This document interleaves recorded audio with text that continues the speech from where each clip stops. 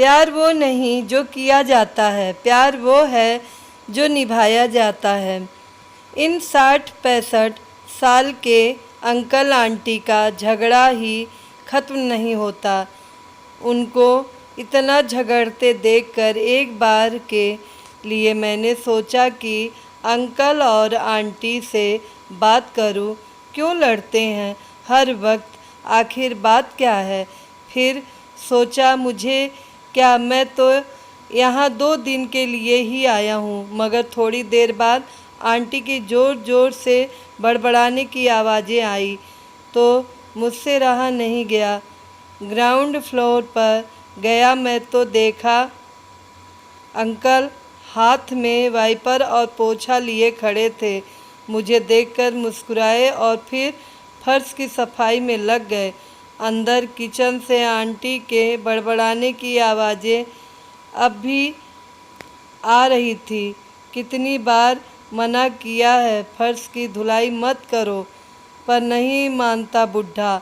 Aunty को ऐसे बड़बड़ाते सुनकर मैंने अंकल से पूछा, क्यों करते हैं आप फर्श की धुलाई जब आंटी मना करती हैं तो?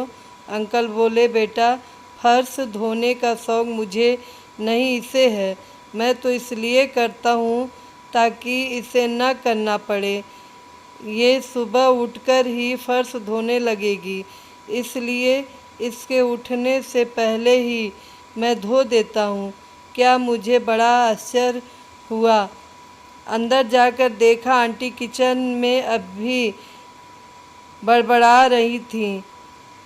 अब इस उम्र बुढ़ऊ की हड्डी पसली को कुछ हो गया तो क्या होगा, मुझसे नहीं होगी तीमारदारी। आंटी झुझला रही थी। पराठे बनाकर आंटी सिलबट्टे से चटनी पीसने लगी। मैंने पूछा, आंटी मिक्सी है तो? फिर आंटी बोली, तेरे अंकल को बड़ी पसंद है सिलबट्टे की पीसी चटनी, बड़े शौक़ से खाते हैं। दिखाते यही है कि उन्हें पसंद नहीं। उधर अंकल भी नहा धोकर फ्री हो गए थे। उनकी आवाज़ मेरे कानों में पड़ी, बेटा इस बुढ़िया से पूछ रोज़ाना मेरे सैंडल कहाँ छिपा देती है। मैं ढूंढता रहता हूँ और इसको बड़ा मज़ा आता है मुझे ऐसे देखकर। मैंने आंटी को देखा, वो कप में चाय उड़ेलते हुए मुस्कुराई और बोली, हाँ मैं ही छिपाती हूँ सैंडल, ताकि सर्दी में ये जूते पहनकर ही बाहर जाएं। देखा नहीं कैसे उंगलियां सूज जाती हैं इनकी। हम तीनों साथ में नाश्ता करने लगे। इस नोक झोंक के पीछे छिपे प्यार को देखकर मुझे बड़ा अच्छा लग रहा था। नाश्ते के दौरान भी बहस चली दोनों की। अंकल बोले, थैला दे दो मुझे, सब्जी ले आऊं? नहीं, कोई ज़रूरत नहीं है थैला भर भर कर सड़ी गली सब्जी लाने की। आंटी गुस्से से बोली, अब क्या हुआ आंटी? मैंने आंटी की ओर सवालिया नज़रों से देखा और उनके पीछे पीछे किचन में आ गया। तब आंटी ने कहा, 2 कदम चलने में ही सांस फूल जाती है इनकी। थैला भरकर सब्जी लाने की जान है क्या इनमें? मैंने बहादुर से कह दिया है, वह भेज देगा सब्जी वाले को। मॉर्निंग वॉक का शौक़ चढ़ाया है बुढ़ऊ को। तू पूछ उनसे, क्यों नहीं ले जाते मुझे भी साथ में? चुपके से चोरों की तरह क्यों निकल जाते हैं? आंटी ने ज़ोर से मुझसे कहा, मुझे मज़ा आता है इसलिए जाता हूँ अकेले। अंकल ने भी ज़ोर से जवाब दिया। अब मैं ड्राइंग रूम में था। अंकल धीरे से बोले, रात में नींद नहीं आती तेरी आंटी को, सुबह ही आँख लगती है, कैसे जगा दूँ चैन की नींद से इसे, इसलिए चला जाता हूँ गेट बाहर से बंद करके।